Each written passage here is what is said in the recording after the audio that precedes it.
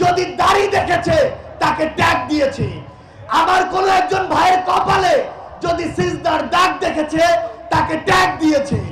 কারো গায়ে যদি পাঞ্জাবি পায়জামা দেখেছে, কখনো যদি পলিটিক্যালি থ্রেট মনে হয় তাকে ট্যাগ দিয়েছে।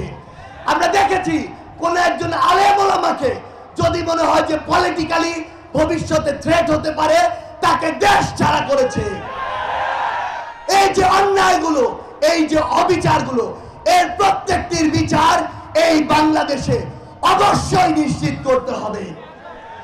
আমাদের জায়গা থেকে স্পষ্ট বার্তা, বাংলাদেশের ছাত্র জনতা ঐক্যবদ্ধ হয়ে নিজের রক্তের বিনিময়ে, আমার ভাই বোনদের জীবনের বিনিময়ে যেই দেশকে নতুন করে স্বাধীন করেছে, যেই ফ্যাসিস্ট হাসিনাকে দেশ ছাড়া করেছে,